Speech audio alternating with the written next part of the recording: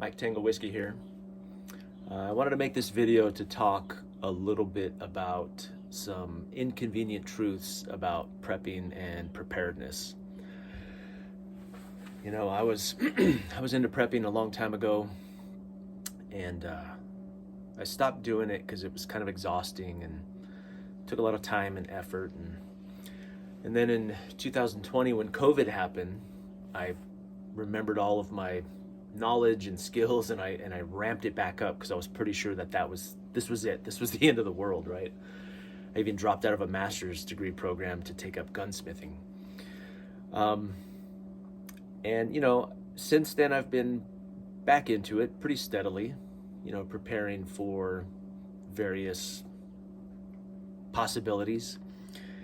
But as I've gotten older and I have a family and I've got, you know, kids that are getting older, I've come to realize a few things, three things really, that are inconvenient truths about prepping in general. And we don't talk about them. We don't talk about these things in the prepping community.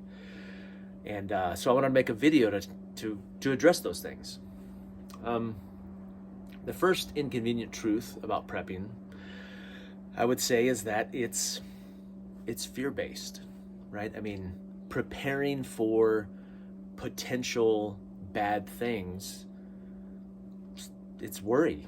It's worry. It's based on worrying about future possibilities. It is based on fear, right? Fear of the unknown, fear of the possible.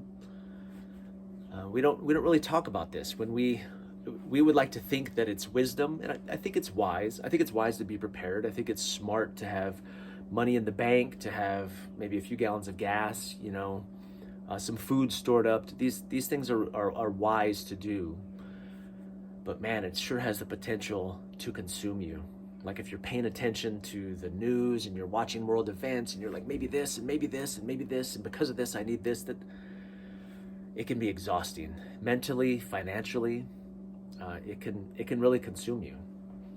So there's always going to be an element of fear and worry in preparedness, and we really don't acknowledge that. We don't like to acknowledge that. The second inconvenient truth that I would say is that prepping as a hobby or a lifestyle, that's what we like to say, can be a distraction. When you are wholly focused on the future, tomorrow, what might happen, what potentially could take place, it takes your attention and your time and your resources away from today, away from the now. I spend a lot of time out here in my garage prepping and planning and messing with supplies and plans and lists, and meanwhile my kids are somewhere else doing something else, right? Like if I let it, it will consume me, and I will be wholly distracted with tomorrow rather than present for today. And especially as a guy with kids, I have to be careful that it doesn't consume me and it doesn't distract me from, I mean, I could be out here messing with stuff all day, every day, and then before I know it, my kids, I mean, I have three of my 8 children are going to be moved out by the end of the summer. Like that's a reality, right? And you will have spent 90% of your time with them by the time they turn 18. So don't let the preparation for tomorrow distract from your presence today.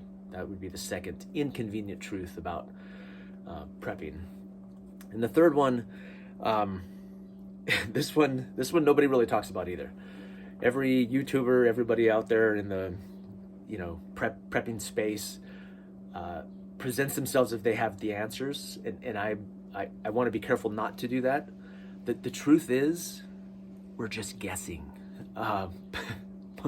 We're preparing for what we think will happen, what we're sure is going to happen, what we've experienced in the past. I mean, we can look to history, we can look to our experience, but the truth is we're just guessing, right?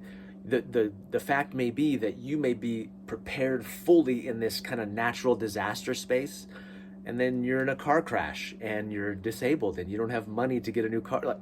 Or you may be fully prepared in like the guns and ammunition space, and and ready all tactically, and then there's a disaster that hits, and you don't have the basic supplies to process wood, or to, there's just so many areas to be prepared that the truth is we're just guessing. We're doing our best to be as prepared as we can, as resilient as we can, but most of us are just, some of them are more educated guesses than others, but for the most part, we don't know. We don't know what's coming, right? We really don't. So I really wanted to make this video just to kind of put that out there for anybody who is already into prepping, or any folks who maybe are thinking about getting into prepping. These are things that you have to think about. You have to keep them balanced. And you have to make sure that this world does not consume you, because it can. It can very easily, because it's to a large extent based on fear and worry about the future. It can be a distraction. When you're focused on the future, it could be a major distraction from the present and today and the people you love and the things that you should be focused on. And then lastly, the truth is, we really don't know, right? We're doing the best we can with the information we have, but we're just guessing.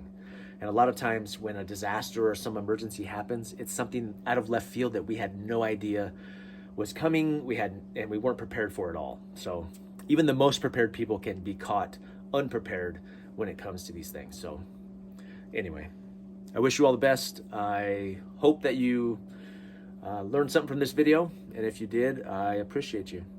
I'll talk to you guys again in the future. Bye.